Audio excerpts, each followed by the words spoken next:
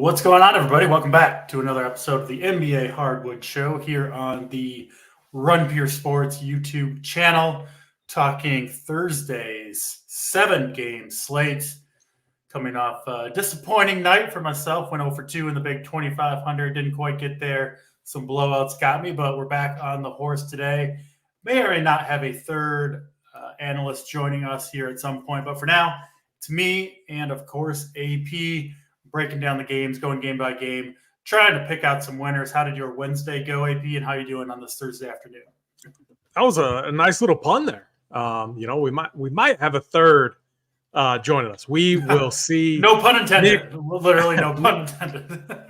Nick, no, I'm not doing lines today. That was funny, though. I still have no idea what was going on, but allergies or something. But no, I mean, we got a good slate. Yesterday was good. I had a couple builds that were really close. I ended up, as we were getting closer to lock with, so the Memphis situation that we were all over, we knew Luke Kennard was going to be out. I was kind of planning for that, and some of the builds that I was coming up with were really interesting. I ended up getting a couple of Giannis builds in there. One of them, for a while, was up there. Got chased down, of course, but no, I felt good. It was made a little bit of money yesterday. It's always fun to be live and sweat, and that's the goal. And Soli, member in Discord, shipped the million. Soli Bro Chill, I think is his name. So congrats. Yeah, congrats to him. Awesome lineup in that. And he had a sweat too. That sweat was incredible. I mean, like sweating a stat correction all night. They didn't pay out till this morning. And I forget who was in second. I think it was Shady Advice. The separation between the two were like half a point. So it was a true sweat. Luckily that he was on the right side of it. Especially a true sweat in that, because you're waiting for the stat correction. You don't know for sure. You're pretty sure it's going to come through, but until it's final, you don't know.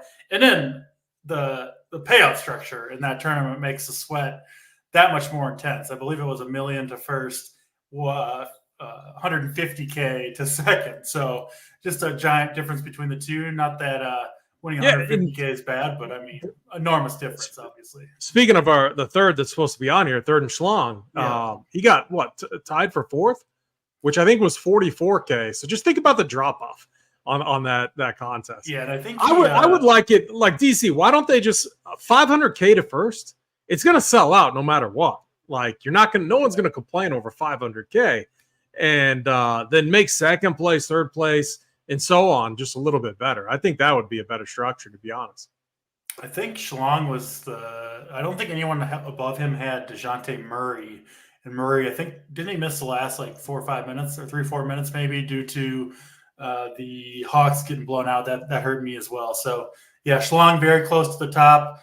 And I'm with you. I mean, that top of heavy where it's 40% of the prize pool goes to first. Seems a little extreme to me, but it is what it is.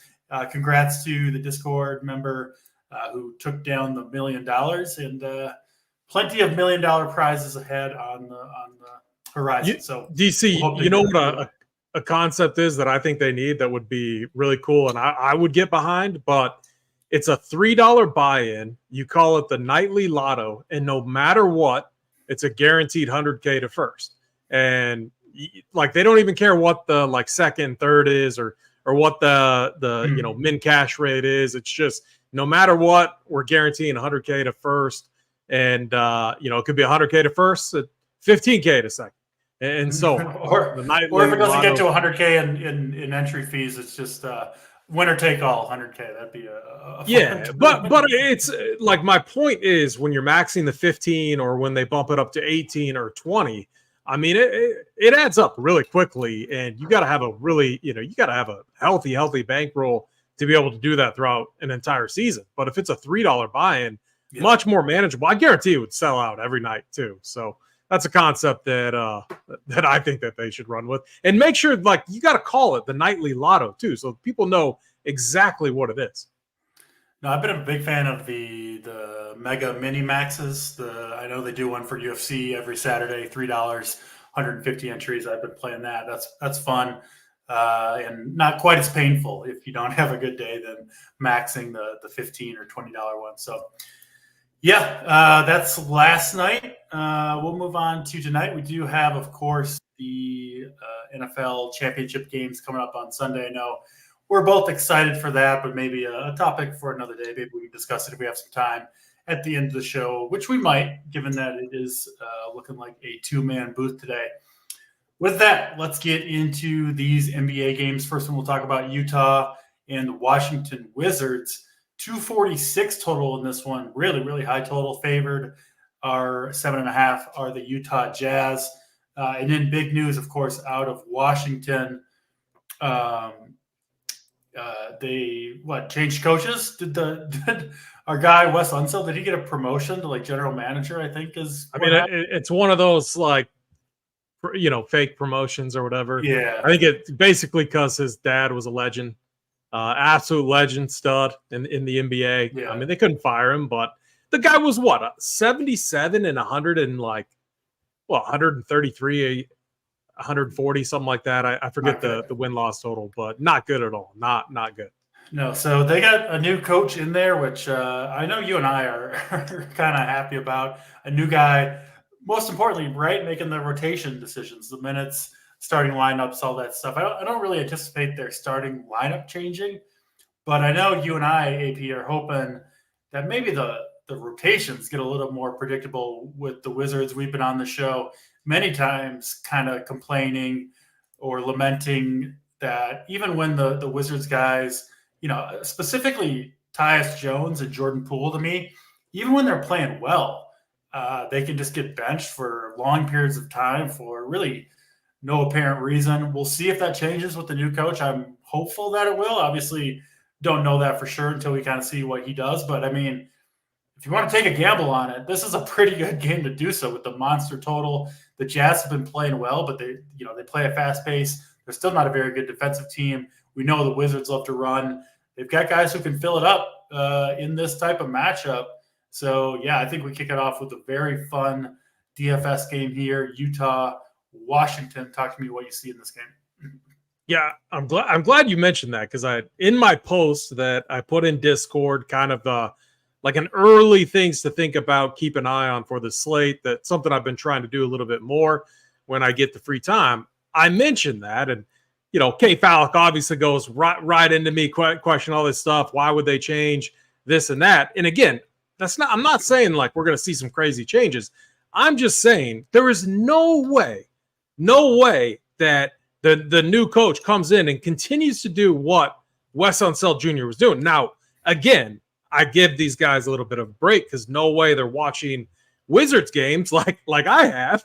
And for whatever reason, I have no idea why I've been watching these games. What I was saying is exactly what you said. Some of the crazy stuff that we've seen, adjustments, the lack of adjustments when, the very few times where Jordan Poole was actually playing good basketball, which hasn't happened a lot this year. It has not happened a lot. He gets pulled and doesn't get back in the game until the game's already over.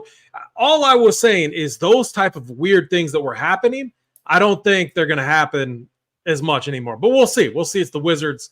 They're an absolute joke of a team. And the one thing I do agree with Gary, and it was something that we were talking about as well, the Wizards are just a poorly constructed basketball team right now. That's something that we can all agree on. I think Bailo Coulibaly should be starting, but who do you start him over? You have Tyus, who's a traditional game manager point guard. You have Jordan Poole. I mean, it would probably be over Jordan Poole, if I'm being honest. Let him run the second unit. But is Poole, with the money that he's getting, is he going to say, okay, go with that? I don't think so. I don't think you can start him over Denny. Definitely can't start him over Kyle Kuzma. And then you need a big. And the most interesting thing, DC, is somehow Marvin Bagley has been, maybe this isn't that difficult to do. Somehow he's been outplaying Daniel Gafford, which is absolutely crazy. But anyways, I digress. I do agree, though, in these type of situations, it does seem like teams typically or certain players will play up a little bit more. I think we'll see that tonight. Yeah. Who is it going to be? I'm not 100% sure. Maybe Kyle Kuzma. You saw it with Giannis last night. But the Wizards are different. They don't have that key leader, that Giannis type of piece where people can lean on it. So like, I don't trust it as much at all, but what I do trust is the pace is going to be great here. Both teams are fine getting out in front and running, especially in transition.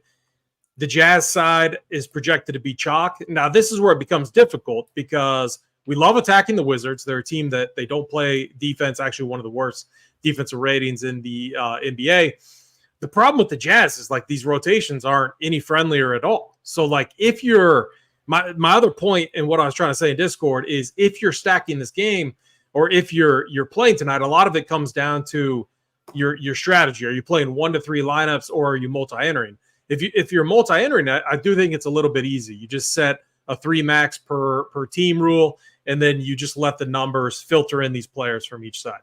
I think that's a really simple way to attack it. But if you're building 1 to 3 and you want to target this game because the expected pace is expected to be really good with fair price tags, I do think it becomes a little bit more challenging. Like Colin Sexton has been absolutely balling out, but I mean, would I be surprised if Jordan Clarkson outplayed him one game and got more run? No, I wouldn't at all.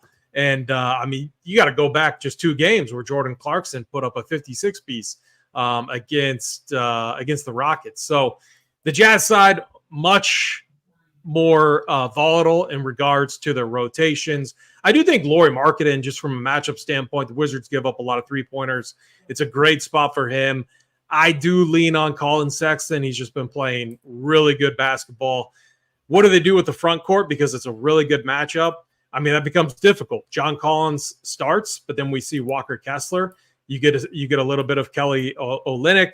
So you have a 3-man rotation there. And Kelly O is 3.6K. Walker Kessler's 4.9. Like Walker Kessler could rack up. I mean, he could rack up a double-double with like 3 or 4 blocks and, minimal run against this Wizards team. It's just, it is in the realm of possibilities. And that's just how bad this Wizards team is. So the Jazz side, I definitely want exposure and I want to stack this game up, but it's going to be really like I'm going to manage it using rules basically. And, that's why we have Saber and Saber, allows us to do that. So if I had to give a favorite play on the Jazz side, outside of Lauri Markkanen, because he's projected to be the most popular, I'm going to give what I think is a sneaky one, and that's Keontae George. We've seen Keontae George play upwards of 25 to 28 minutes, and at 4K, I think he's really interesting. And we see those reserve players on teams get there all the time against the Wizards. Yeah, it's on one hand, it's kind of tough with the Jazz with the minutes. They're really hard to project, but the price tags are fair for that, right? Like, I think that's kind of priced in. I mean, guys like Collins, Kessler, Olynyk, yes, you don't know necessarily who's going to get the minutes on any given night or who's going to perform well. But when they're 5K, 4.9, and 3.6, you can take some shots, right? You don't need 36 minutes out of those guys. They can get there in 22 minutes, 24 minutes, 28 minutes, whatever they end up getting. And in this matchup, I mean, the Jazz are going to have multiple guys get there. I do feel really confident about that. It's just hard to predict who it's going to be. Like you said, even in the backcourt, what do they got? Like 5 guards that they play? Sexton, George, Dunn, Clarkson, and then Fontecchio off the bench. Like, it's just kind of it's really Lauri Markkanen is kind of the guy who has his own role, and everybody else is really competing for minutes on a nightly basis. But it's working for the Jazz right now. They're playing really well, and you're seeing multiple guys crush, even in not the traditional 35 plus minutes that we see from other teams' kind of best players. So I'm in on the Jazz here. They are, I think, really hard to rank. I'll go Sexton as my favorite. He's just been so good recently in this matchup. I mean, really, if you look at like defense first position stuff, I know you do the heat map, flowchart type of plays. Like, Washington is bad just everywhere, right? You can really attack them with anybody. Maybe they play a little bit harder defense tonight with the new coach, but I'd still think the Jazz are going to have their way on offense. I'll be hoping. DC, real quick, just on that point, on the flowchart point, you are 100% right. They're 20 over the last month, 29th against opposing point guards, 29th against opposing combo or shooting guards. They are 30th against small forwards. Fontecchio or Cecchio, is that right? And then yeah, I think so, yeah. Fontecchio, yeah. 20th against power forwards and 30th against opposing bigs. So when I did the flow chart today, I had to put Sexton and Clarkson and I put a little dash in there. I had to put John Collins and Walker. I honestly think I would not be surprised if we saw 4 or 5 flame emojis by these players. Now, does that mean that they're going to be optimal in the highest winning lineup tonight? I don't think it means that per se. I'm just saying it's such an elite spot, and you can see that in many different ways. Yeah, there's no question about it. And given the way the Jazz are playing, I do think they're in for a good night. I'll also say this: the Jazz. One thing I like to look at when I'm considering game stacking or stacking a team is a team's overall assist rate, right? Because if a team is passing the ball and you're getting, those 5-point plays, right, where you assist a 3-pointer, it's worth 3.5 for the guy who makes it, 1.5 for the assist. You can get the stack much higher than whereas if a team's doing a lot of isolation stuff. The Jazz are 5th overall in assist rate and 3rd over the last month in assist percentage. So this is a team that can rack up points in a hurry together. I'll be in on the Jazz. I'll be in on the Washington side too, taking some shots on Kuzma, Poole, Tyus Jones. And then, what are your thoughts on Bagley? I know he's coming off the bench now with Gafford back, but it didn't stop him against Minnesota, right? 26 minutes in that game. Against one of the toughest matchups against the Wolves. Puts up 38.75 DraftKings points, 15 rebounds. Bagley, 5,200. Yeah, the minutes aren't necessarily secure, but it's not like Daniel Gafford is someone that you can't steal minutes from if you're playing well. 5,200 for Bagley. I think there's some risk there, AP, but any interest in there? And how do you rank the Wizards if you're trying to kind of game stack this one? Yeah, so one thing to keep in mind, Daniel Gafford fouled out against the Wolves last game, led to more minutes for Marvin Bagley. But, man, Marvin Bagley joins the Wizards and actually has looked pretty good. Yeah.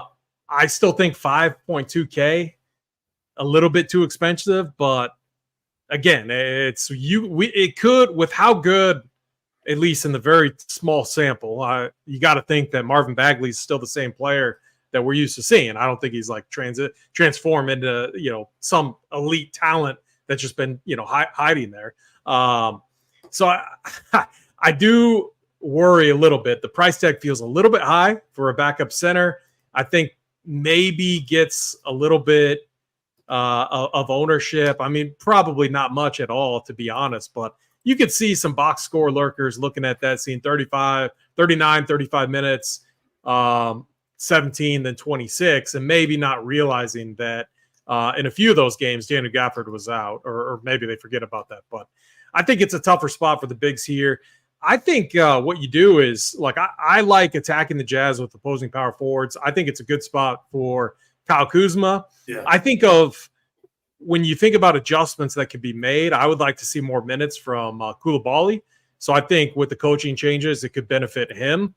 I don't really know what to do with the Jordan Pooles, Tyus Jones. It's a really – when they're out there, their games are just so much different. Like Jordan Poole needs the ball in his hands. Same, Tyus Jones is your typical distributor type of point guard. And it's not like he has spot shooters to distribute to. So one adjustment would be bring Tyus Jones off the bench, let Jordan Poole run point, start Bilo Coulibaly. That's an adjustment because then you match Tyus Jones up with a guy who is a spot shooter and Corey Kispert. So I don't know. Who knows? I'm curious. I'll watch this game tonight and we'll see what they do. But right now, if I had to rank Wizards that I like, it would probably be Kyle Kuzma or Deni Avdija. It's just tough to trust some of these other pieces. Matchup-wise, we do like opposing shooting guards against this team. But, I don't even consider Jordan Poole a shooting guard. When he doesn't have the ball in his hands, he's just standing in a corner.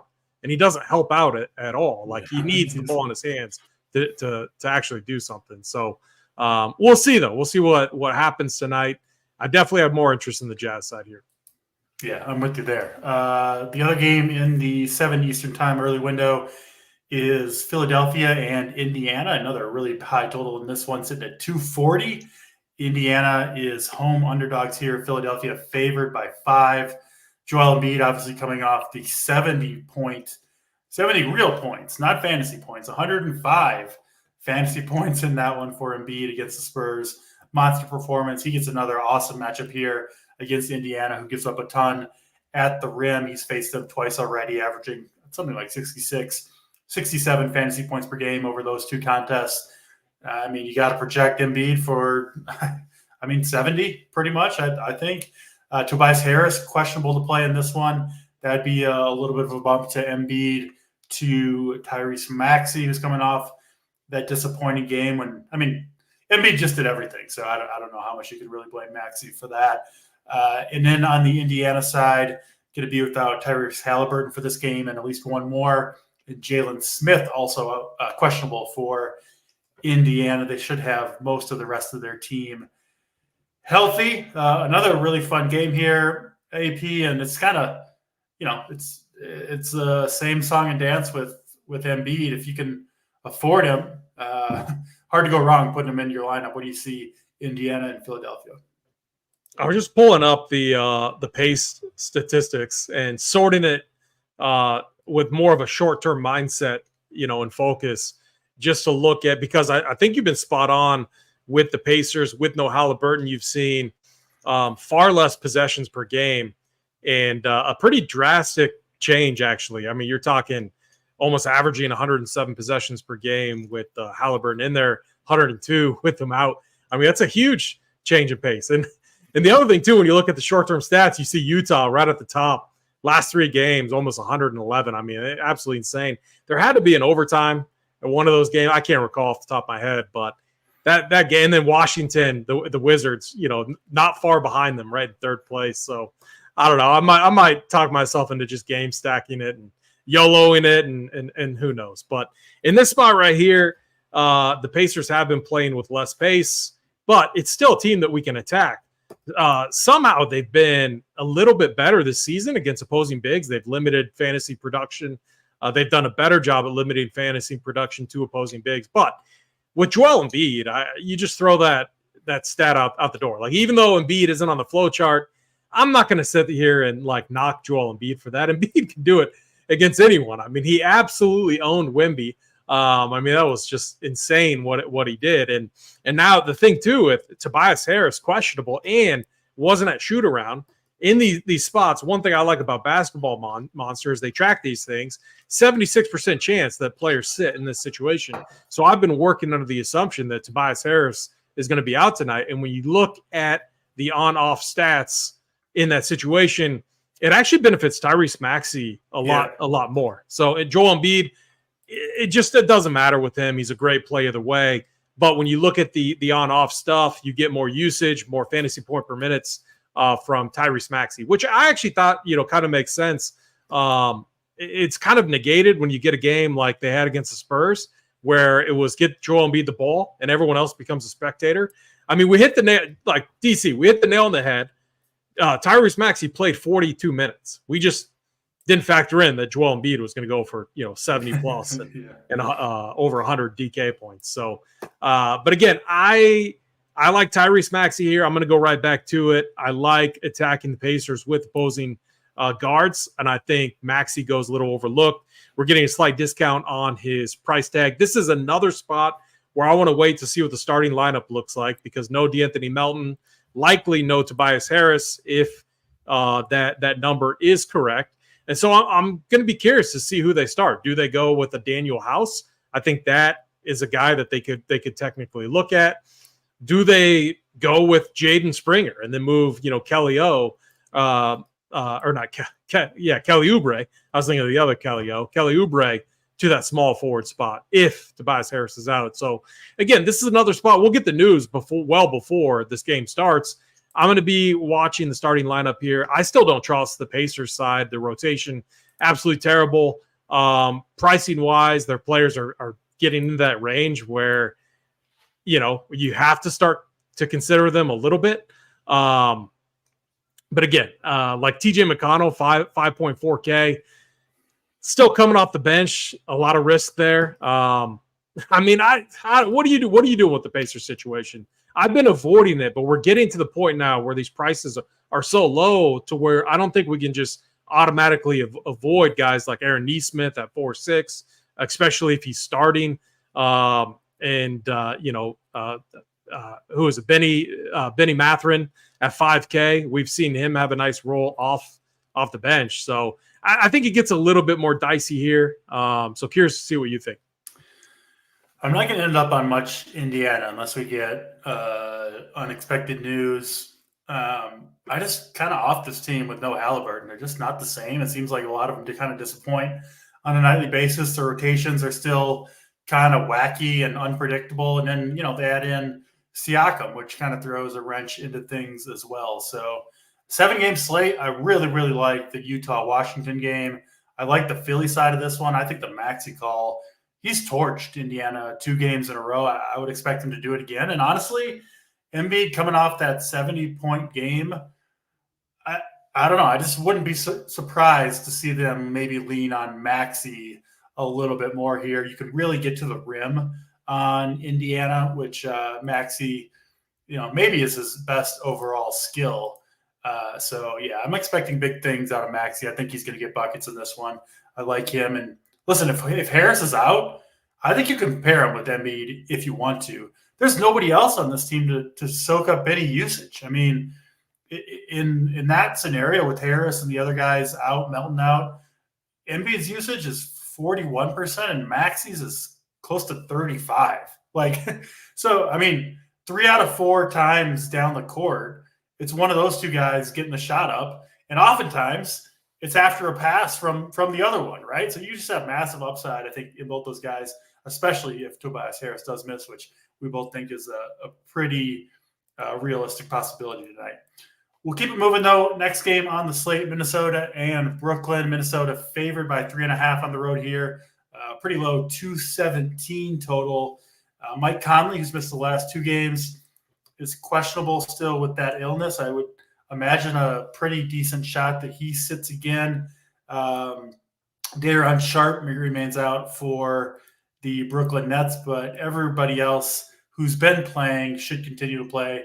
Obviously, Ben Simmons out with the long-term injury. We do have Mr. Schlong joining us for this one. Bryce, congrats on the big night last night. I know you were close to the millie, but what'd you have to settle for? Like 40, 50,000 bucks? Yeah, 43 grand. I had 5 entries in there. I think one was ticket. I saw you had a nice little early stack going, and then fizzled out hard though. That fizzled out a bit. Yeah. But yeah, congratulations to Sully. He's an RPS chat a ton, really good guy. Someone I'm like personal friends with. So, if you don't win, it's always glad to see like an RPS member win or someone we're associated with, or even better, someone well.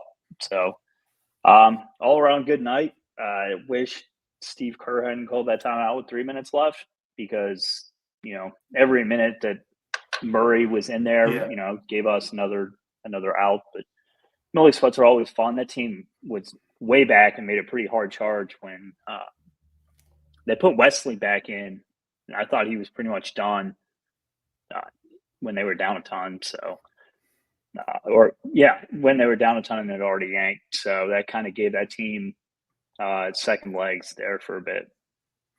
Yeah, I had the early Charlotte-Detroit stack, which started off super hot and then just totally ended up busting. And I had another pretty good team, but it missed out. It had Luka and Hardaway, who were both going off, but missed. I think they were pulled with 4 or 5 minutes to go, and then DeJounte got pulled as well. So ended up bubbling on that one. But, yeah, congrats on the big night, Bryce. We are through 2 games here, the first 2 early window games, Philadelphia, Indiana, Utah, Washington.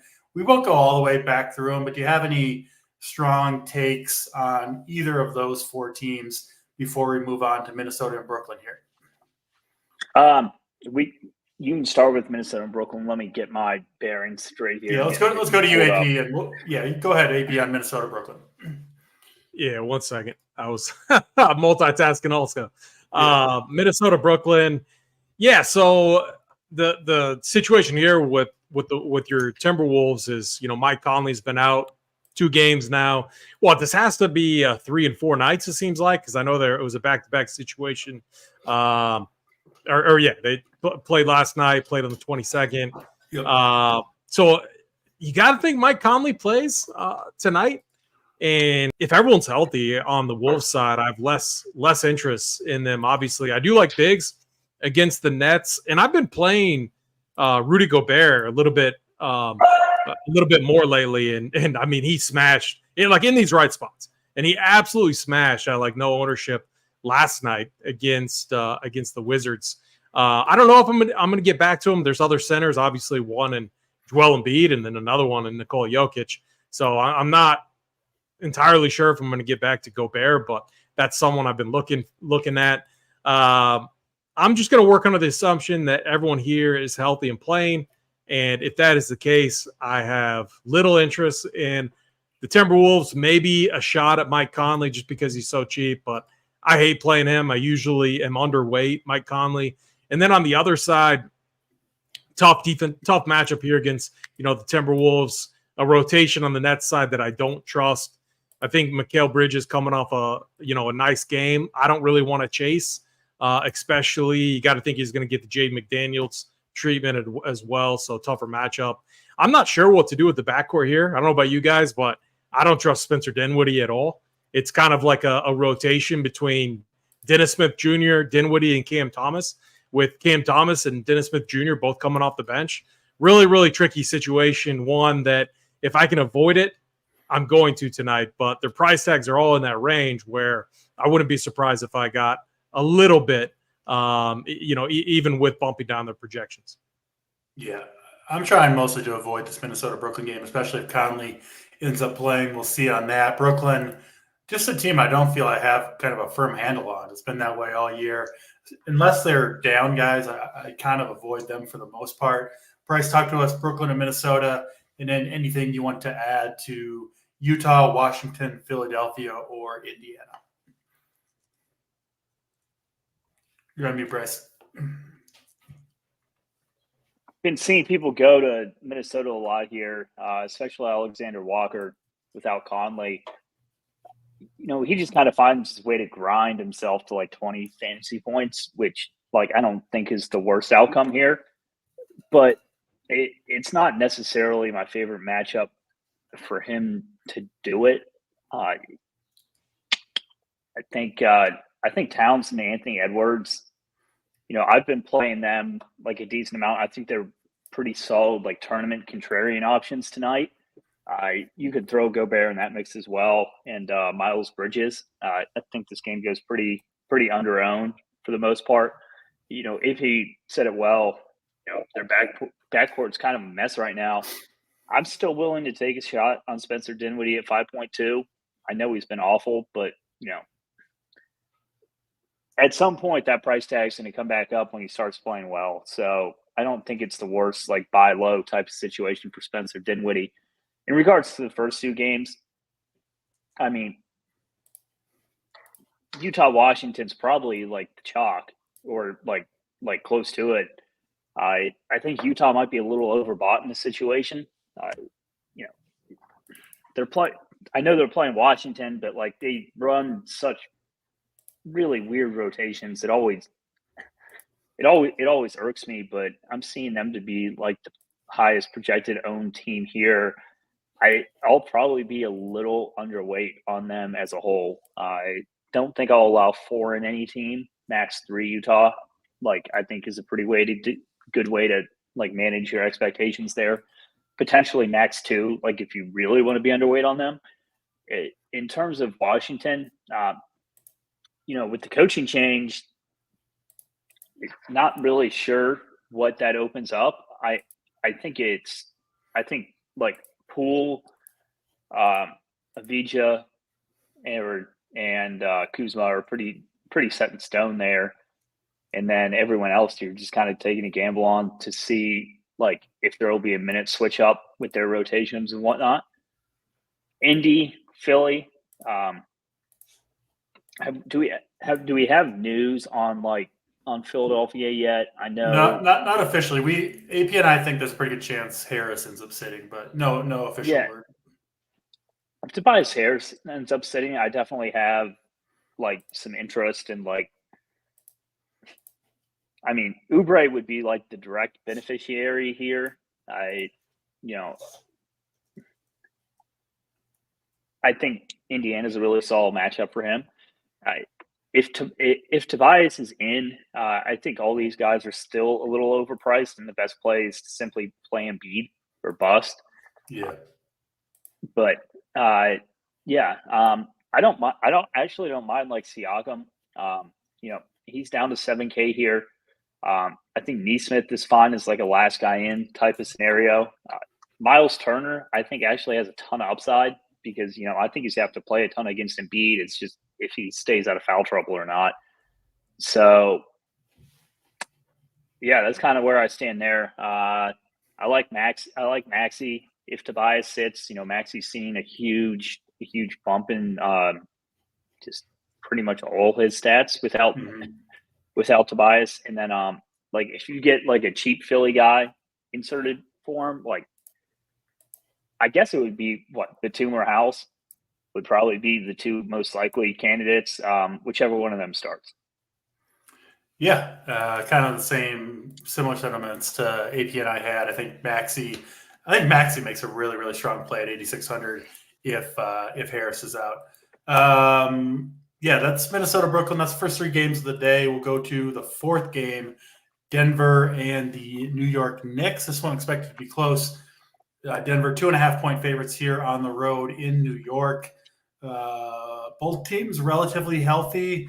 The only news we're really waiting on is Isaiah Hartenstein, who missed the last game. Obviously, they're down Mitchell Robinson already. So Hartenstein was playing some big minutes. There's Mateo. So we'll see on Hartenstein. I think a decent chance that he sits or perhaps plays limited minutes. Obviously, they probably want him, AP, against the Joker. Talk to us, Denver and the New York Knicks. What do you see here? Yeah, this should be a spot where Nikola Jokic maybe goes. I can't see how he gets owned. I was just pulling up his ownership projection. It has to be pretty low tonight if it's not even popping up on my. That sub 5% can't be right, can it? I think people will play Embiid over him, so it's really hard to play both. Yeah, but it's just so crazy because, for a couple reasons, and it just brings me back to Giannis last night. Giannis, he was 6% owned, 7% owned, and he created so much separation with his final fantasy output. He was 18 points ahead of anyone else out there in the field, and so if you had him, you were just leapfrogging over other people, out there in tournaments. So is Nikola Jokic in a similar spot? We know a couple things. The Knicks play teams tight, and the spread is indicative of that. Denver only favored by 2 points, in the Garden as well. Hartenstein might not be in there. This could be a spot where you got to overlook what you're seeing on paper as far as matchups go. Knicks historically pretty good against opposing bigs. Hartenstein has it he's held his own, but again, if he's also out, I think Jokic could kind of get whatever he wants, and I would have a ton of interest in Big Joke too. So 11-3, a very, very fair price tag. He's coming off a 78 and then a 70 piece. Obviously, good matchups against the Wizards and against Indiana. But if you're working under that assumption, maybe it's Tyrese I know it's a big if. But maybe Tyrese Maxey goes off, and maybe, on paper, somehow the Pacers have been pretty decent against opposing bigs this season in relation to past years. Maybe if Maxey goes off, it's a scenario where you get different. You play Jokic over Embiid, and all you really need is to create some separation there. Maybe Jokic has one of those games where it's close down the stretch. Maybe you bank OT or something like that. Obviously, we're speculating, but would any of us be surprised if Jokic outscored Embiid on the night? I don't think you would. And you get a lot of value just from an ownership standpoint in going that route. So I actually have interest in Jokic tonight in this matchup. Not entirely sure what I want to do on the Knicks side. They're relatively healthy outside of the front court. You could always mix in Jalen Brunson or Julius Randle, but they're one of the more healthier teams. I also think Josh Hart is interesting off the bench. A lot of people obviously are going to go to the Utah situation for value, and rightfully so. If you want to get different, I think Josh Hart is an interesting piece to consider. And if Hartenstein is out, I don't know what they're going to do. Like, they're going to mix and match like Precious, and they started Sims. They started Jericho Sims last time, but I have no idea how Jericho Sims would hang with Nikola Jokic. So if Hartenstein's out, I am going to absolutely get overweight on Jokic tonight. Makes sense to me. Jokic obviously matchup proof, and with no Hartenstein, yeah, you could argue this is actually a pretty decent matchup against a Knicks team that's really hurting at the center position. Bryce, your thoughts here, Denver and the New York Knicks? This and like Boston seemed like the leverage spots to me here. So I kind of like Denver. Jokic specifically. Agree on that take. I think Aaron Gordon is super cheap. I know he hasn't been good, but that's kind of it's more of a price situation than anything else, to where I would be comfortable taking a shot on him. And the thing is, if you play any of these guys to 10%, you're going to be overweight. This entire game projects for what, five and under. I don't see a single player above that. Maybe Josh Hart. But speaking of which, who I don't think is a bad play. Touch on the Knicks front court here. Yeah, I don't see how you play Jericho Sims 26 minutes and survive this game. Personally, I think it kind of has to be Precious at some point. Jokic is going to absolutely dominate Sims, and I would expect Sims to get into some foul trouble here. I don't really want anything to do with Sims personally. I think a really weird way they could do it would be like if they tried to go small, like just to be kind of different with Randall at center harassing him a bit. I don't think that'll work. If Hartenstein's out, it's just kind of a tough spot for them. And if Precious starts, I think he's probably who Tibbs thinks is the best way to combat Jokic. So I wouldn't mind being overweight on Precious. Even if you get some foul trouble, at his price tag, he can get there in like 24 minutes. Brunson, Randall, I like them more in better matchups, but at home against a team that they definitely want to beat, like it's kind of a statement game in the Garden. I don't mind being overweight on them. I think it's a decent game to get overweight on in general. I wouldn't go bananas or anything. Like, I'm not going to core anyone or make any of them my play of the day, but yeah. Makes sense. That's Denver and New York. We do have one more game in the 7:30 Eastern time window, and then we've got, two games that are starting much later. 2.5 hours after these? I'm kind of surprised DraftKings didn't make it two separate slates, but they did leave all 7 games on. We'll talk about Boston, Miami before we move to those later games.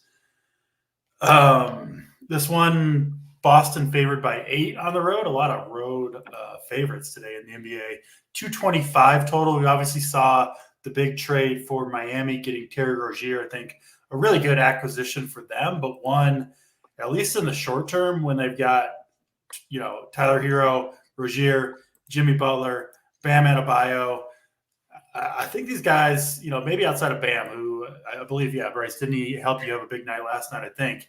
I think it might be tough for Rozier, Hero, Butler to get there on a nightly basis. Obviously a tough matchup here against Boston, relatively low total at 225. AP, two good teams here. But DFS-wise, a game that I'm not super interested in. Anyone you can talk me into on Boston and Miami? Yeah, this is definitely one of the games that I am most likely fading completely or very underweight on. If you're seeking leverage again, I will say like Jason Tatum and guys like that, I do always keep in my player pool. Much like a little different, but like Giannis last night, like the Bucks fully healthy. Obviously, we're going through a situation with their coach. I wasn't excluding it, Xing out any of those players. And it just so happened that I ended up getting slightly over on Giannis. And, that ended up being very beneficial for me. Am I going to get that with Tatum tonight? Probably not, but I'm going to keep him in the player pool. With Boston healthy, pretty much off of them. And the Heat, again, they got a funky rotation right now. It's not like they're playing up-pace basketball at all. I've just been fading them more often than not. I did think Bam was a really sharp play last night. Bryce, I saw you were on Bam just against the Grizzlies. I mean, the Grizzlies are basically a G League team right now. And a guy like Bam, why I thought it was so sharp was one, ownership. No one played him. And then two, it's just if this Grizzlies team played up and played above their potential, which they did last night, Bam was just going to, eat it up in there in the paint because, there's no one that can really match up with them. So I thought that was a really sharp call. I'm not going to go and play him tonight, though. I'm definitely going to be most likely off of the Heat tonight against the Celtics. Bryce, your thoughts here, Boston and Miami. We do have news, too. Love and Jaquez both going to miss, so potentially some minutes open up in the front court there. Yeah, these are the type of games where I like to keep the studs in my pool and kind of eliminate the mid-tier and value guys. I hand-built the 5 teams last night, and Bam, pretty much what AP said. I got him at 1% ownership simply because Sengun and Duran took up most of the center ownership, and then Wemby was also 50% owned. So I was playing a fairly chalky team, going with all the 8K mid-tier studs.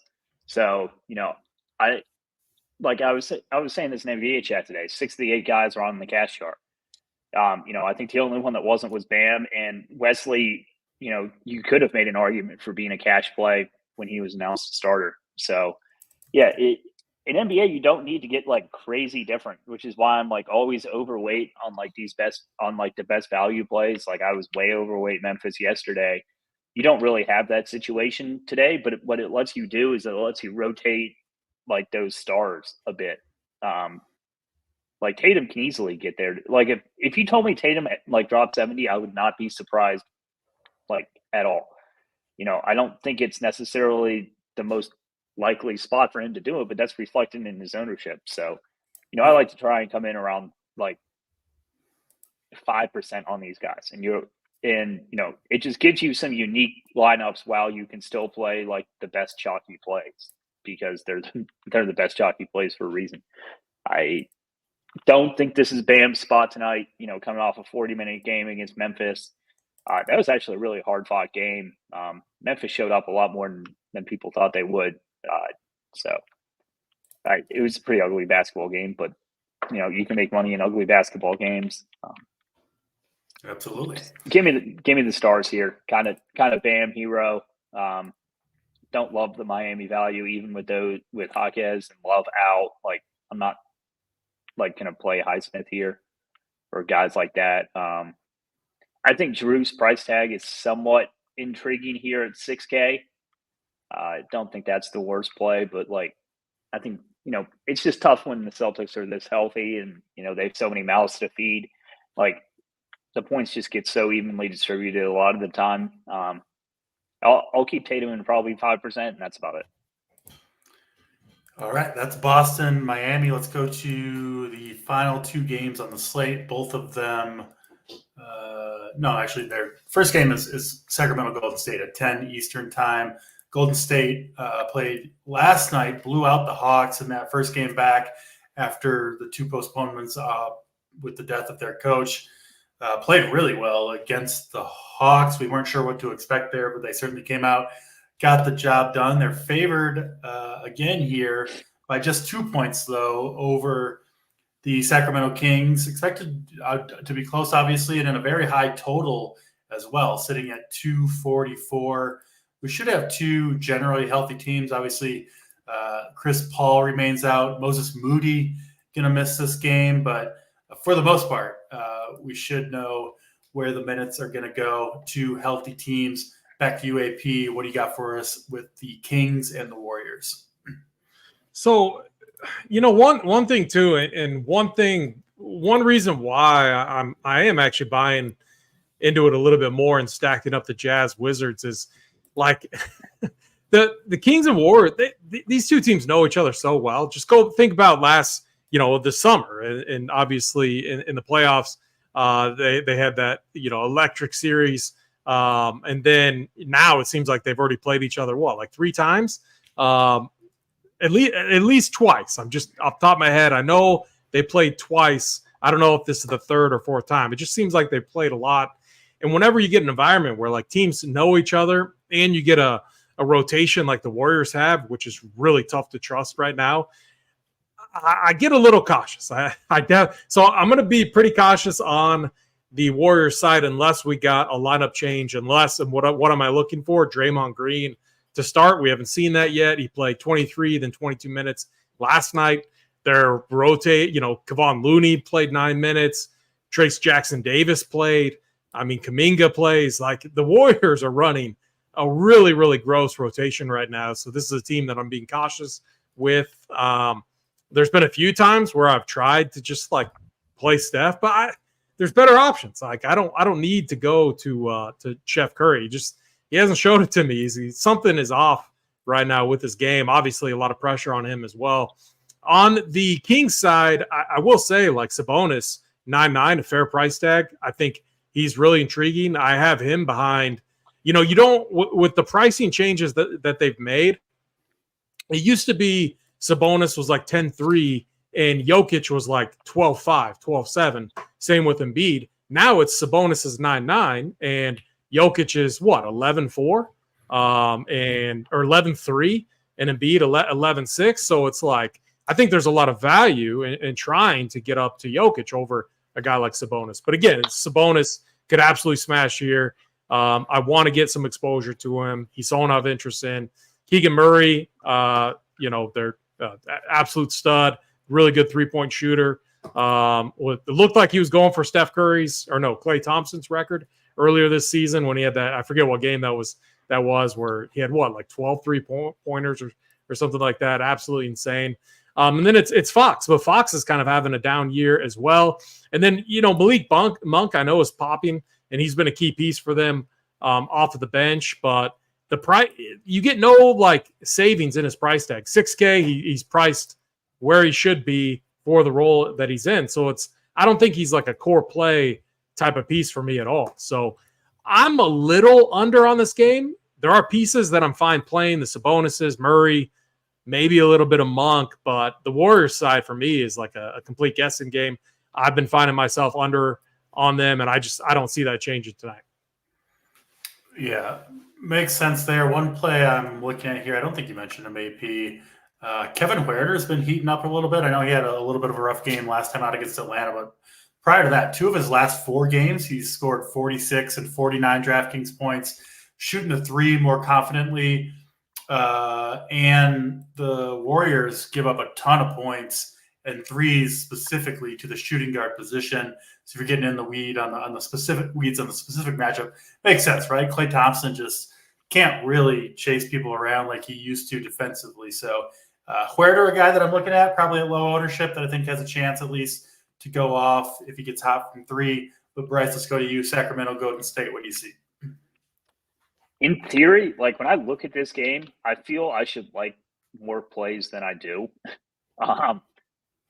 Golden State's just kind of a mess right now. It's kind of hard to trust any of them. I think they're all tournament plays only for me, at least. I don't mind. I don't mind Kuminga. I don't mind Steph. Steph is not my favorite spend here. I think Klay Thompson and Steph are like the only ones with like super defined roles, and then everything else is just kind of up for grabs at the moment.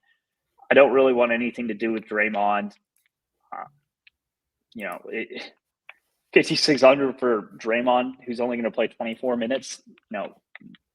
Count me out on that. I'm looking at this Golden State like box score from last night and the rotations and the play-by-play. And I just don't see anything I love here personally. I'd probably say I'd rank them Clay, Kuminga, Steph Sure. in terms of how much I'm going to play them. Sacramento side of the ball, I think Sabonis is a pretty solid play here. Excuse me, I've been a little sick today. I think Herter's a good under the radar type of play. I think Malik Monk comes in kind of chalky, and if Herter gets hot, I think that could take some away from him. Last Sacramento game was super frustrating because you saw Harrison Barnes have like a career resurgence style game where it kind of took away from Sacramento's other players, and obviously I don't think that'll happen again. I don't mind Keegan Murray. I think these guys are decent leverage plays in a decent game environment. Trey Lyles is someone who I see as a slight value. It's just, the value, like the super cheap value is so bad today that like I think you could toss Trey Lyles into the conversation if you need like a flyer. I'm not trying to play a lot of him personally, but I think he's viable at 7-3. Yeah, kind of a tough game there between Sacramento and Golden State. I do agree the Sacramento side looks a little bit more tasty, but for a game with a 242 total, not the likely most conducive to DFS success. Let's get to the final game of the night. After that, we'll do the plays of the day. If you guys get the likes up a little bit, we do appreciate that. Hit the like button, hit the subscribe, and if you do want to join us over at Run Pure Sports, you can use promo code New Year for 15% off your first weekly or monthly payment. Let's break down this last game. After that, we'll hopefully do plays of the day. We've got Chicago and the LA Lakers. Lakers favored by 5 here, 227 total. Zach LaVine remains out for Chicago. I think he is pretty likely to get traded in the next week or two by the Chicago Bulls. Going to be out for this game regardless. Lakers will be without Cam Reddish, and then both Anthony Davis and LeBron James currently listed questionable. James did miss the last game, at least the last game. So I think he is maybe more likely to sit than usual. I would expect Anthony Davis to be in there. I think there's a good chance, frankly, that both of them are. Obviously, the LeBron James and Anthony Davis news, both of it, going to have a big impact on what you want to do with this game. And then kind of digging into, if we go back to the individual matchups, AP, Lakers have been roasted by opposing backcourts, point guards. Our guy, Kobe White, got his game going again with LaVine out. I like him quite a bit. So I think a pretty fun game to cap off this NBA slate. Your thoughts on Lakers and Bulls, AP? Yeah, I agree with you 100%. So a couple things in why I'm more interested in this game over the Kings and Warriors game, despite, huge differences in the total, 243 compared to 228. And a lot has to do with matchup and rotations, two things that we absolutely like. The Bulls have been running a really tight rotation. This was another mention that I posted in Discord. Basically, 7-man rotation. We saw Pat Williams, Kobe White, Alex Caruso, Nikola Vucevic, DeMar DeRozan, and Ayo, my boy. Not my boy, but a guy that I got sucked into playing a few times and absolutely tilted me. Ayo DeSumo all played over 30 minutes over the last game. The game before that, had it not blown out, would have been the same scenario. So, again, what you're getting is a nice tight rotation on the Bulls side. Usage is spread out, so you could lean a little bit more on matchups, and that's where I agree with you. I think we attack the backcourt with D'Lo starting, and so the Lakers went through this experiment where they wanted to try going more defensive. Wasn't really. It was fine. If LeBron is in there and AD's in there, they're going to be fine. That's just what it is. But now they've committed to D'Lo, Austin Reeves, obviously in the starting lineup. I think it's a backcourt that we can definitely attack. Kobe White, Alex Caruso, #revenge. And I'm leaving Ayo DeSumo in the pool.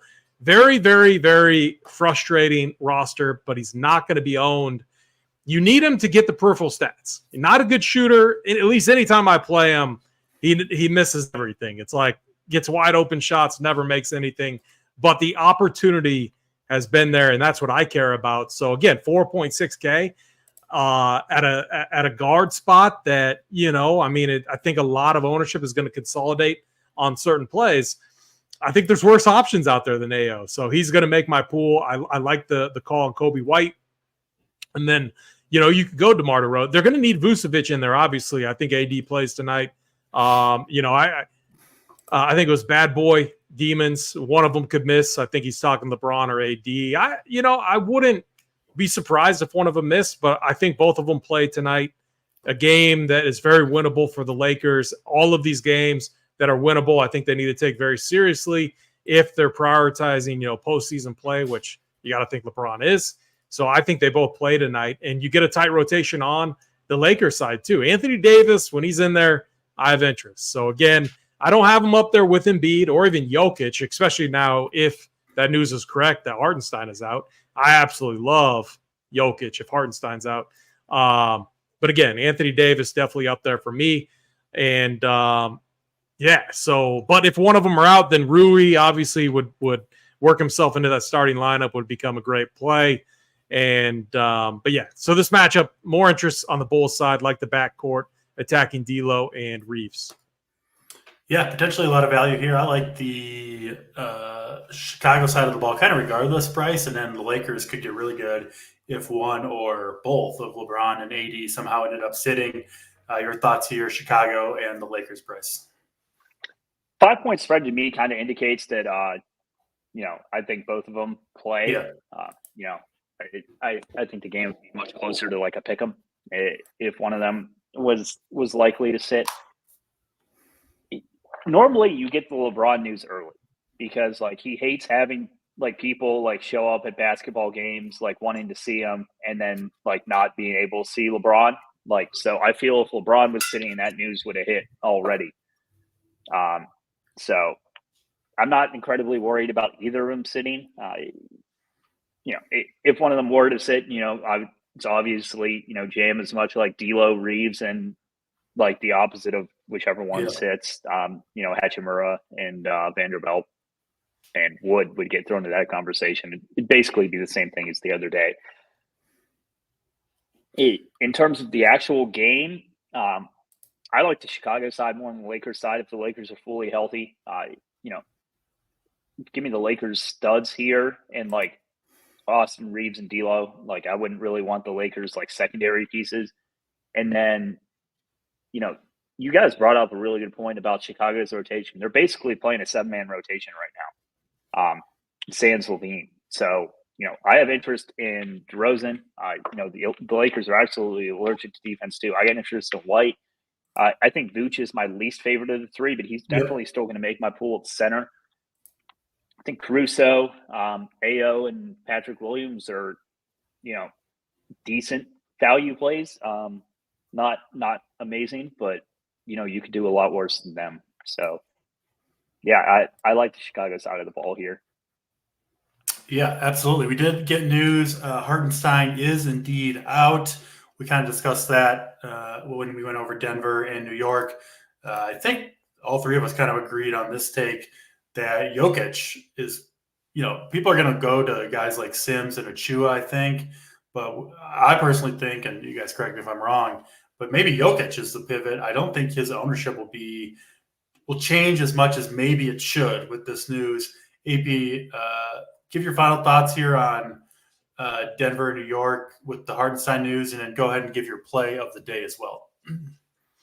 Yeah, I don't think it'll change like that much, mainly because the Nuggets are healthy. We saw this, and it's such a good example, but with the Bucks last night, I think the natural thinking is, well, they still have Dame, they still have Middleton. There's a lot of mouths to feed, but it's Giannis, man, and they had a huge change going on, obviously. And now with this, it's Jokic. It's just, if he's going to be sub 10%, I'm always going to have interest, and especially in a matchup where they have no bigs, they have no one that can absolutely I think he's going to be a smash play. So if I am doing it though, I'm going with the double leverage route where I'm playing Maxey because I know someone from Philly is going off against the Pacers. I want to double leverage it up with the Maxey. Hopefully Embiid underwhelms, and then we Yeah. get it done with Jokic. So that's kind of how I'm going to play it. Play of the day, is that what you said? Yeah. Yep. So I'm actually going with I've had a lot of success with this. I think there is a little risk with this guy. I'm just looking.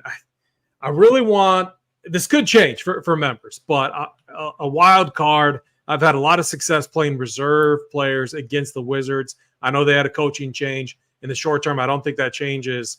I love the price tag on Keontae George. We're going to need value on this slate. I think there's a lot of good value at the guard position. I'm going to take a shot on Keontae George tonight. 4K. I think he gets 26, 27 minutes. And against the Wizards, that's all you need at 4K with the talent that he has. All right. Actually, Keontae George, I think a really low ownership. Makes sense in that matchup against the Wizards. I'll go next. I'll jump in, and I'll go back to my guy, Kobe White, who I think torches this Lakers backcourt. Good late night hammer in Mr. Kobe White, going to play big minutes, and I think gets the job done for us on this slate. Let's go to you, Bryce, your play of the day. Play of the day. I'm going to go with Jokic himself. I think he's a really Nice. good leverage spot here. All the ownership's going to go towards Embiid. I think it'll be super different. Like, it's doable now, like with the way DraftKings has lowered their pricing to get Embiid and Jokic. So, I'm going to probably try and be overweight the studs, short the middle a bit, and hope I can hit on some of these value guys. All right. I love it. The Joker call, could absolutely see him smashing this Knicks team. I think that's a good call. Another guy I like in that, I think Aaron Gordon, he's cheap and could have a good game. Julius Randle, so focused on offense. I could see Aaron Gordon get some easy buckets in this one against the Knicks. That'll do it for this show. We'll, of course, be back same time, same place tomorrow. Hit the like button on your way out if you have not done so. And for members, we do have, of course, the Up to Lock show coming up here at the top of the hour. We'll be back tomorrow, but for now, for AP, for Third and Schlong, I'm Draft Cheat, and we're out here.